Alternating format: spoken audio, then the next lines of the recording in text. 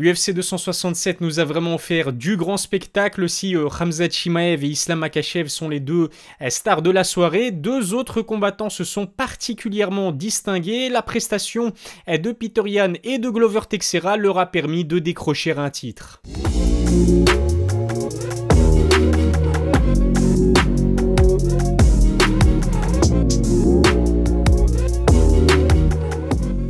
Salut à toutes et à tous, c'est Elias, on se retrouve une nouvelle fois pour une vidéo ce dimanche. Je pense que vous m'avez plus vu que vos parents ou que vos enfants aujourd'hui. Après avoir débriefé les combats de Khamzat Chimaev et Islam Makhachev, il était impossible pour moi de faire l'impasse sur le co-main event et le main event qui nous ont offert finalement leur lot de drame et de suspense. A commencer par ce combat pour la ceinture intérimaire des bantamweight entre Petr Yan et Cory Sandhagen. Alors vous le savez, le russe devait initialement affronter Aljamain Sterling dans un rematch qui s'annonçait explosif. Malheureusement, l'américain a dû déclarer forfait en raison d'une blessure au cou. Cory Sandhagen a donc accepté de le remplacer au pied levé. Après une défaite face à son ancien sparring partner TJ Dillashaw, d'ailleurs pas mérité pour certains, eh bien Cory Sandhagen avait à cœur de renouer avec la victoire. Malheureusement pour lui, j'ai envie de dire qu'il se retrouvait en face du meilleur bantamweight à l'heure actuelle, j'ai nommé Petr Yan. En connaissant les qualités intrinsèques de ces deux combattants, on pouvait s'attendre à du pur striking, ou en tout cas la majorité du combat allait se passer debout. Petr Yan comme Cory ne nous ont absolument pas déçus, c'était 5 rounds de 5 minutes à très haute intensité avec énormément de qualité de part et d'autre de l'octogone.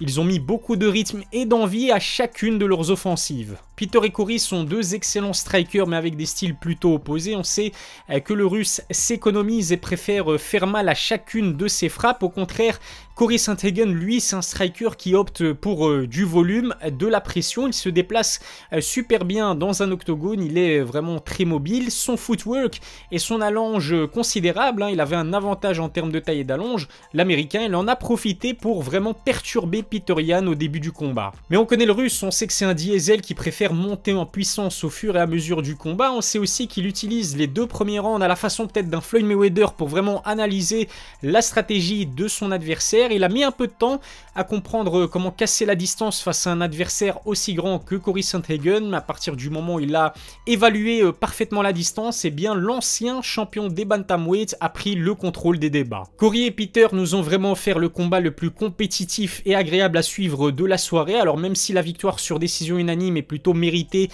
pour le russe, je trouve que Cory n'a rien à se reprocher. C'est simple, les deux hommes se sont renvoyés coup pour coup et le combat aurait même pu s'arrêter sur un KO dévastateur dans les dernières secondes après un high kick exceptionnel de la part de Petr Yan. Dana White est en tout cas d'accord avec mon analyse puisqu'il aura octroyé les 50 000 $ de bonus pour leur performance XXL. Avec cette victoire, Petr Yan décroche en tout cas le titre symbolique de champion intérimaire de la catégorie des bantamweights, ce qui veut dire qu'Aljamain Sterling va devoir se recoltiner le russe lors d'un rematch qui s'annonce tout simplement grandiose. Ce qui est sûr, c'est que les deux hommes se détestent et on peut les comprendre étant donné la façon terrible avec laquelle s'est terminé le premier combat. Aux yeux de beaucoup de fans de sport de combat, Petr Yan est encore aujourd'hui le véritable champion de la catégorie. C'est vrai que sans son erreur stupide au premier combat, sans son coup de genou illégal face à Aljamain Sterling, il serait encore champion aujourd'hui parce que je pense qu'il aurait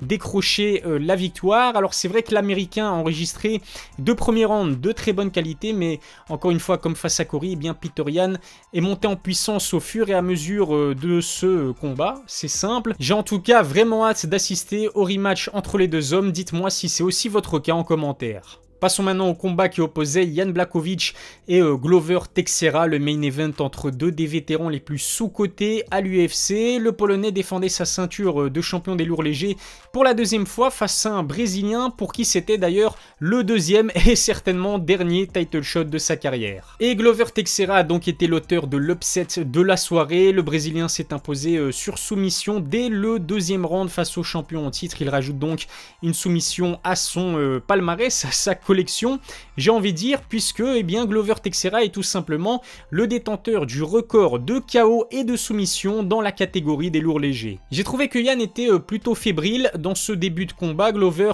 n'a eu qu'un mal à lui mettre de la pression et à l'amener au sol. En revanche, au début du second round, le Polonais a effectué de bons ajustements qui lui ont permis de se montrer plutôt dangereux au niveau de son striking, mais une fois que Glover a réussi à le remettre au sol, les carottes étaient cuites, la ceinture noire de Jiu-Jitsu de Teixeira a fait le taf. L'étranglement arrière était parfait et victoire méritée pour celui qui venait à peine de fêter ses 42 ans il y a quelques jours. Il devient d'ailleurs le deuxième champion le plus âgé de l'histoire de l'UFC, derrière un certain Randy Couture qui à l'époque a réussi à être champion à 45 ans. Ce sont là vraiment deux légendes. C'est vraiment la belle histoire de la soirée et Glover Teixeira est signé à l'UFC depuis 2012. Il a obtenu son premier title shot en 2014 face à un certain John Jones qui est le GOAT de la catégorie. Après 7 longues années, il a donc enfin obtenu un second essai. Il décroche une 6e victoire consécutive à 42 ans aujourd'hui. C'est tout simplement incroyable. Il devrait aller affronter Jiri Prochazka, le gros prospect de la catégorie, à son prochain combat. Ça fait vraiment plaisir